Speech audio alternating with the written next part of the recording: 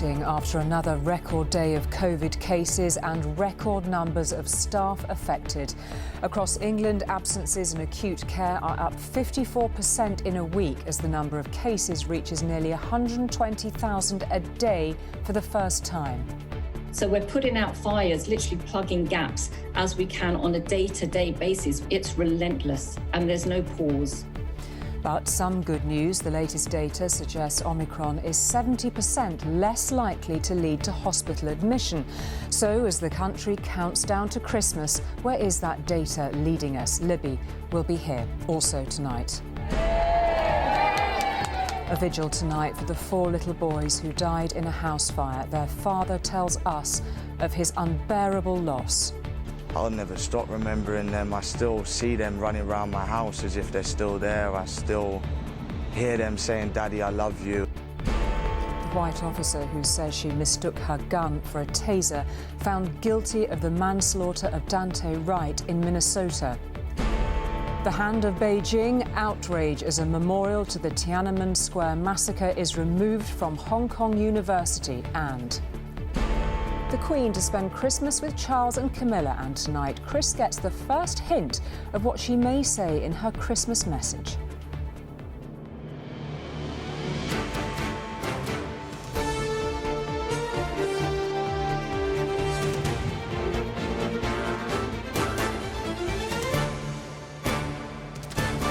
This is ITV News at 10 with Julie Etchingham.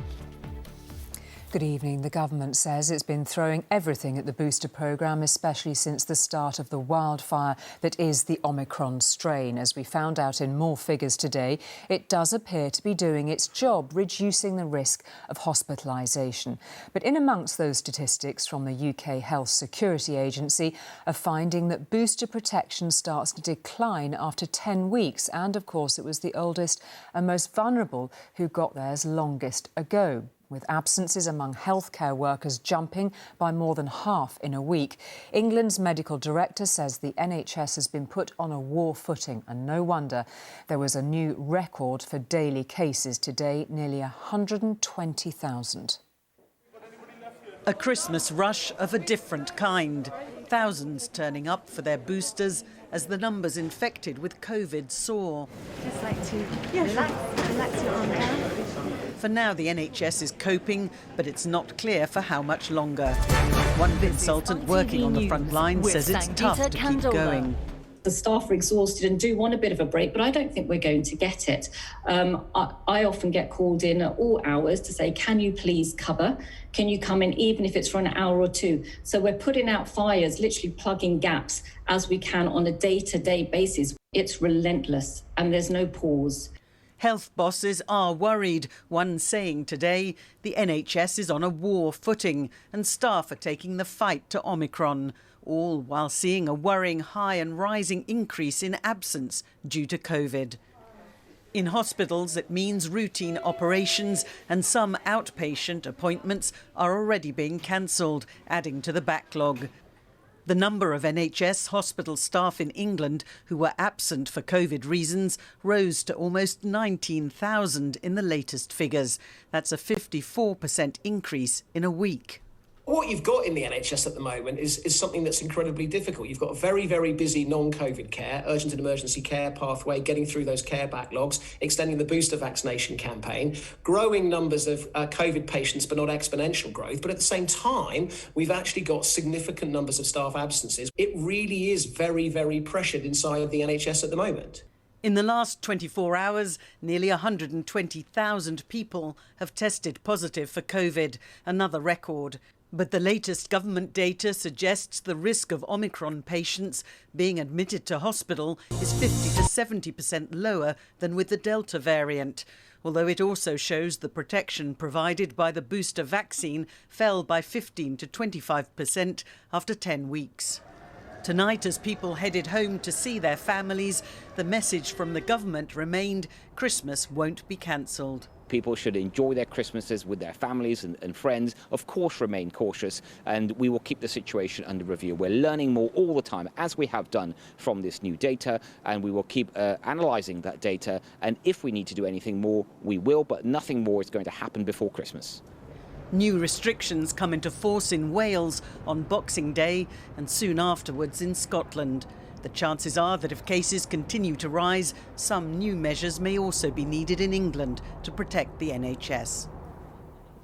And Libby is here, and some reassurance from the Health Secretary there that we're not going to suddenly get something overnight in terms of restrictions. But presumably they'll be looking at this new data, some of it positive, of course, that we've just been getting today, and wondering what they do with it next. How likely is it we get more news about restrictions in the coming days? Well, I think the truth is we are walking a tightrope with this virus now. There was some encouraging news today from the UK Health Security Agency suggesting that Omicron is a much less dangerous variant of COVID than previous ones, and that is borne out by the hospitalisations. They're not as high as some experts expected. But at the same time, we have these eye-wateringly high case numbers, nearly 120,000 today, and it doesn't take a maths genius to work out that you only need a small proportion of those to get ill to put more pressure on the health service. Now, Susan Hopkins of the Health Security Agency, she said that they wouldn't know for between 7 and 10 days exactly how things were going. I think that does suggest perhaps that the government won't come back and ruin people's New Year's Eve, as some were suggesting. But at the same time, they are warning that the booster itself is not necessarily as effective as people thought. And I was speaking to one professor of primary care today, and he said that we really were going to have to learn to live with the virus, and we should all expect to get a fourth booster in the spring. Everyone's looking at their diaries. Libby, thank you very much indeed for that. Oh, and Nicola Sturgeon announced 2 days ago more restrictions in Scotland from Boxing Day and the day after. There was a certain amount of release that Christmas Day, at least itself, had been spared. But the implications of no crowds at sports matches and no big indoor gatherings like New Year's Eve or Hogmanay events have been sinking in. Add to that today's announcement that all nightclubs will close after Christmas for 3 weeks, and some young Scots are now feeling their lives are being unfairly curtailed. In Scotland, the post-Christmas restrictions are piling up. Now nightclubs have been told they must shut down for at least 3 weeks from the day after Boxing Day in efforts to slow down the spread of coronavirus. Do you think this is proportionate when you look at the threat from Omicron? I'm not sure in relation to that. One of the things that does strike me is the fact that house parties and things will go on over the festive season and there won't be lateral flow tests, and that, you know, we're a very safe environment because we are testing it, and that won't happen in houses. Scotland's new restrictions already forced Edinburgh to cancel its world-famous Hogmanay street party and led to the shutdown of top-flight football. But in light of new evidence of Omicron being less severe, Nicola Sturgeon was today challenged to loosen the reins. Why do people who have tested negative for COVID have to remain in isolation for 10 days?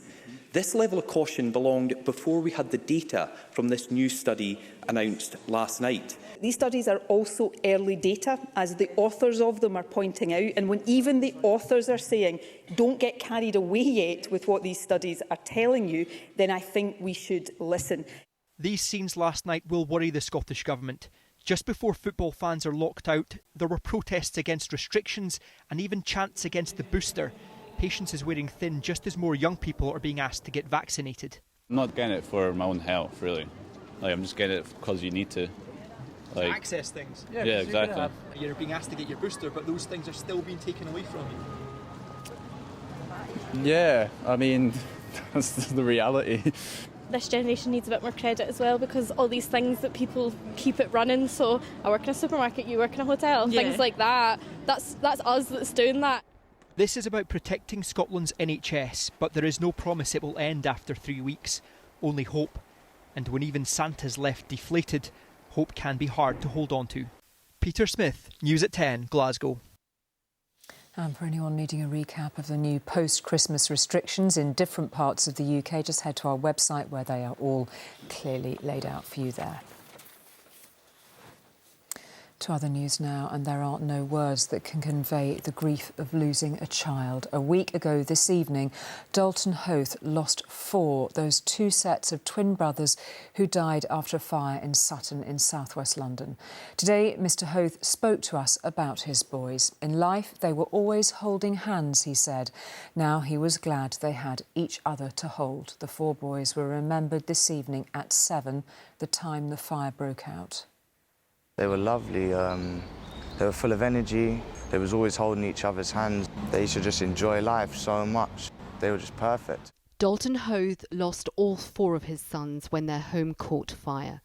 2 sets of twin brothers, Kyson and Bryson aged 4, Leighton and Logan just 3. Their dad takes some comfort from the many tributes and messages left in their memory. Brothers who were killed just 10 days before Christmas.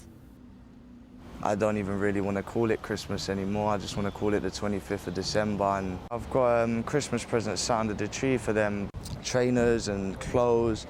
I got them some like superhero figures. I feel like I should donate them maybe to a hospital or a charity so that at least some children somewhere can get to use them, and that'll make my sons proud. 4 little boys who firefighters said were found alone in the burning house in Sutton, southwest London, when they went in to tackle the fire. They managed to pull the brothers out and tried desperately to save them, but couldn't. A 27-year-old woman arrested on suspicion of child neglect has been bailed under investigation. I was frantic. I called my father and I just got him to come and get me and drive me straight away to where it was. And we just waited patiently, watching all these firefighters fight relentlessly to try and save our sons. If they could hear you now, what would you like to say to all 4 of them? I'd just like to tell them that I'm sorry that they're not here with us no more, but that I love them and I'll never stop loving them, and they will always be in my heart, and I'm just happy that they have each other to hold and they're not alone. I still see them running around my house as if they're still there. I still hear them saying, "Daddy, I love you," and thank you for even the smallest things like a packet of crisps. They were so caring, so I'll just keep doing things week by week to celebrate and remember my sons. Tonight, balloons were released in memory of Kyson, Bryson, Leighton and Logan. A community coming together to grieve 4 young lives, with a father and a family who are having to confront the enormity of their loss. Sejal Karia, News at 10, southwest London. Memories of Dalton Hoath, who lost all 4 of his sons a week ago tonight. No, it was during the highly charged trial of a white police officer for the murder of George Floyd in the United States that another officer shot and killed another black man. His name was Dante Wright. It happened 15 miles away on the other side of Minneapolis. At the time, the officer, Kim Potter, said she thought she had pulled out her taser to open fire, not her gun. This evening, she was found guilty of 2 manslaughter charges. We, the jury, on the charge of manslaughter in the first degree. This was the highly anticipated verdict in a case of an egregious police blunder that had shocked America. Find the defendant guilty. Former Minnesota police officer Kim Potter barely reacted as she was found guilty on both charges of killing Dante Wright, a 20-year-old African-American man. She had intended only to subdue him with a taser. On the streets outside, as a crowd waited for the outcome, this was all about police accountability. And the guilty verdict was celebrated as a measure of justice.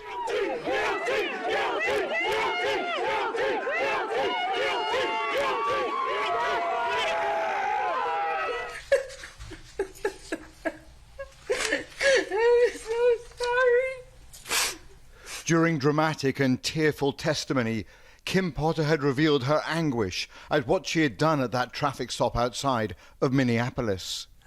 I remember yelling, "Taser, taser, taser," and nothing happened.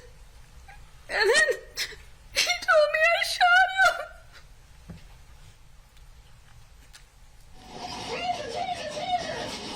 That's exactly what had happened. I just shot him.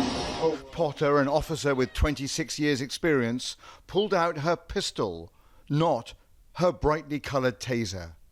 And she shot Dante Wright in the chest. The defence has argued that Wright had resisted arrest and that the situation was chaotic.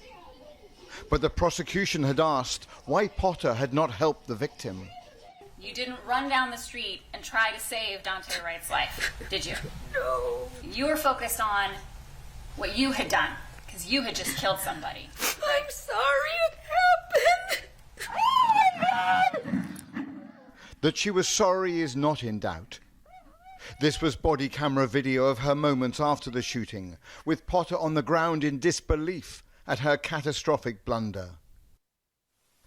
Tonight, Dante's mother spoke of her feelings on hearing of the verdict.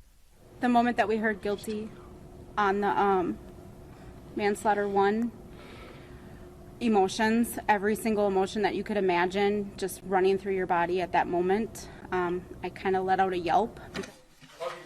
Kim Potter was led away in handcuffs after a trial that exposed not just an inexplicable mistake by a single officer, but also revived the whole debate about race and policing in America. Robert Moore, News at 10, Washington. Now, when Russia's President Putin speaks, the world listens, particularly at the moment, of course, with tens of thousands of his troops poised on the border with Ukraine. Once again today, his end-of-year news conference was a long listen, nearly 4 hours, but it called for a quick agreement from NATO to withhold membership from Ukraine. He said any further eastward expansion by NATO was unacceptable. It was a demand rather than a threat, but worrying all the same. They aren't taking any chances in eastern Ukraine. Today, the Ukrainian border guard released video of heavy machinery digging fresh anti-tank trenches, preparing for the worst Russia can throw at them, hoping they won't be needed. Today, at his annual lengthy press conference, President Putin again railed against what he claimed was NATO's expansion into Russia's backyard. Мы ясно и четко дали понять, что дальнейшее движение НАТО на восток неприемлемо. Ну чего здесь непонятного? Мы что ли ставим ракеты рядом с границами Соединенных Штатов? Нет. Это же Соединенные Штаты своими ракетами пришли к нашему дому. На пороге нашего дома находятся уже. Ну разве это какая-то... Footage of Ukrainian soldiers training with US-supplied Javelin missiles hasn't helped to diffuse tensions, but President Putin is calling for NATO to roll back to where it was in the 1990s and take forces out of former Eastern Bloc countries like Poland and the Baltic states. Russian TV has been echoing Putin's claims, portraying this as a crisis of NATO's making, claiming Ukraine's president is under the influence of the far right. Back in June, satellite photos showed empty fields near the Russian border with Ukraine, but by November there were troops, tents and equipment. In Crimea, deployments have also built up, and battle groups further inside Russia mean some 100,000 troops are now massed near Ukraine. Analysts say Putin may have initially been bluffing to get concessions from NATO, but now may well think he's got no choice but to go through with an invasion. I think that he found himself in a very difficult situation where he had to find a way either to continue with the pressure and see if he could negotiate, so continue with the momentum of the pressure to see if finally the West would sit down at the table, or, decide that, maybe invasion is the only way not to lose face. Social media is full of images purportedly showing Russian armour heading to the region. It's left many wondering if this Christmas President Putin is planning something other than peace and goodwill to all. Dan Rivers, News at 10. Those energy companies that have survived the onslaught of higher wholesale gas prices have a new warning for their own customers and the ones they've had to take on. Bills will skyrocket in the new year by another 50%. Their trade body, Energy UK, says customers, homeowners and business owners need help from the government with a cut in the VAT rate for a start. It points to help given in other countries. Many in the energy industry also want changes to the way the price cap works because it hasn't kept up with those rising wholesale prices.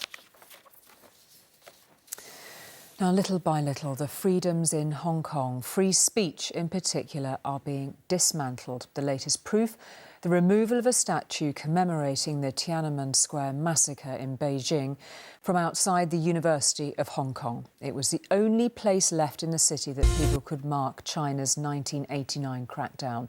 The decision was taken 4 days after elections in which only Chinese-approved candidates could stand. A drone shot in the darkness taken above the statue shows history being taken apart. Its destruction was hidden from view, covered in tarpaulin and guarded by police. Only the legs of those dismantling the sculpture were visible. Within a matter of hours, it was like the Pillar of Shame had never existed. Its Danish creator is outraged. I'm really upset. They're not the right to destroy it. In the first time, I will sue them to see they have destroyed artwork that belonged to me. So I was really shocked over the brutality in their act. The copper obelisk was meant to be an enduring symbol of Hong Kong's pro-democracy movement. A monument of ghastly faces that memorialised the students and protesters killed in 1989. The Tiananmen Square massacre is an event largely erased from China's history. The removal of this statue is another sign of Beijing's crackdown on political dissent and civil liberties. Jim Wong is a refugee in the UK who fled Hong Kong last year. The statue is a symbol of the democracy of Hong Kong, and now being taken down. Now we are not allowed to talk about the Tiananmen Square, and but there will be more similar things in the future, and we are not allowed to talk about. The sculpture was eventually loaded into a container and supposedly taken into storage. Every piece of it concealed, every action to do it clandestine. Beijing's campaign to remake Hong Kong continues. Lucy Watson, News at 10. A distressing video obtained by ITV News has led to the arrest of a man in Essex on hunting charges. The pictures appear to show a man using a garden fork to stab to death a fox that had been cornered underground by a dog. The local hunt says it did not involve any of its employees, but it is trying to find out more. A warning, we are about to show those distressing pictures. Caught by undercover cameras, the moment a fox is flushed from underground into a net and into the jaws of a dog. What follows is uncomfortable viewing. In this Essex forest, the dog is detached from the wild animal, and then with an ordinary garden fork, the man repeatedly attacks it.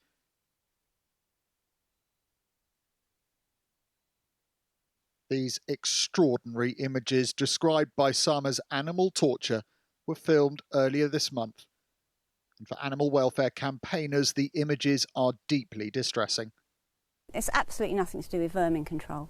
It's just gratuitous torturing. There's no other explanation for it. It's just awful, awful. I really didn't want to look at it, but I knew I had to, and just like trying not to cry, really. This is private woodland. The fox is thought to have been trapped in an artificially created den before being dug out. There are many unanswered questions, and according to an expert in animal welfare legislation, 2 laws may have been broken. One is under the Hunting Act. Steps have to be taken to shoot it as soon as reasonably possible, and that is not done. And the way that the fox is held upside down by its tail and also attacked with the garden fork seems to me to be prima facie evidence of an unnecessary suffering offence under the Animal Welfare Act. A local hunt told us the footage does not involve any of the hunt's employees and is unrelated to any activities of the hunt, who were not out hunting on that day. In light of this, the hunt is making further inquiries. What was filmed in these woods is shocking. For many people, it will be the first time they've seen anything like it. But for campaigners, It exposes something they've been saying for a long time. For them, secret filming reveals hidden truths. The 48-year-old man has been arrested on suspicion of offences under the Hunting Act and Animal Welfare Act. The ultimate fate of this fox is unknown. Rupert Evelyn, News at 10, Essex. To the latest now on the Queen's plans for Christmas, and while some things have had to change again this year, other traditions do not. In the past half an hour, Buckingham Palace has released some details about what might be in her Christmas Day broadcast. Well, Chris joins us now with some of the details. What do we know then, Chris? Well, Julie, not surprisingly, the content of the Queen's Christmas message is under lock and key until 3 p.m, of course, on Christmas Day. But just in the last 10 minutes, Buckingham Palace have released this image. It's worth looking at it straight away, of the Queen recording that message. It was recorded in the White Drawing Room of Windsor Castle. And we are told that this year's message will be what's described as particularly personal because, of course, it's the first Christmas that she will spend without her beloved husband, Prince Philip. You will note on the table in front of her a solitary photograph of her and Philip. Now, that itself was taken in 2007 on the occasion of their diamond wedding anniversary at Broadlands on the estate in Hampshire. It itself was a remake, if you like, of the honeymoon picture way back from 1947, where they spent their honeymoon on Broadlands. So I think if you look at all those key messages, also the fact that she's wearing the same brooch in the Christmas message as she was in 2007 and 1947, I think we can all understand it will be a very personal message, her own personal tribute to Prince Philip. We also know today that she will spend Christmas Day at Windsor with Prince Charles and Camilla, but we have also been told that William and Kate are going to their home in Norfolk and will spend Christmas Day with the Middletons. OK, and there was a Christmas greeting from some other members of the royal family today, Chris. Yes, interestingly, from Harry and Meghan, all the way from Santa Barbara in California. Take a look at this one. This is the first ever image we've had of their daughter, baby Lilibet Diana. Also in the picture, a much older looking Archie, and I think most people will agree he looks very much like his father. Interestingly, Harry and Meghan called it a family holiday card rather than a Christmas one, because obviously for them, all things now are very much American. Indeed, Chris, thank you very much indeed for that. Well, the other Duchess, Kate, meanwhile, has recorded her own variation on a Christmas message to be shown tomorrow evening as part of a star-studded Christmas carol service here on ITV. She introduces the singing by setting out how hard the past 2 years have been and how acts of kindness and love can really bring comfort in times of distress. She says she'd organised the service to say thank you to the amazing people who have supported their communities.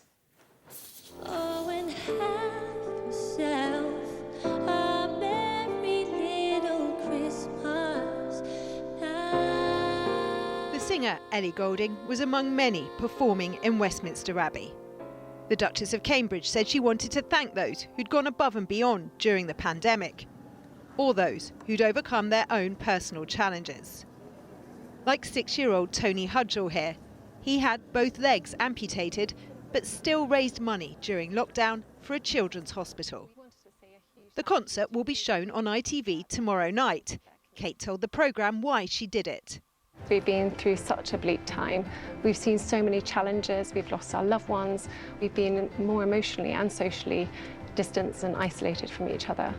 But I suppose through that separation, we've also realised how much we need each other and how acts of kindness and love can really bring us comfort and relief.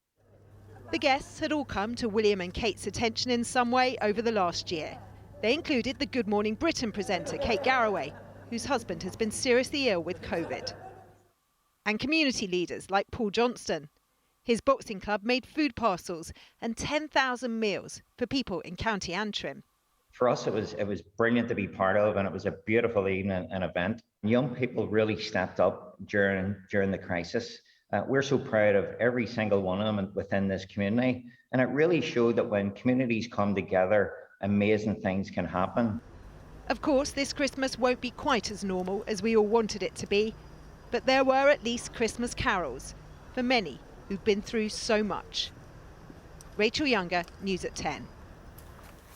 And the Duchess's programme Royal Carols Together at Christmas is at 7:30 tomorrow night, Christmas Eve on ITV. That is all for tonight from all of us here. Thanks for being with us. Good night.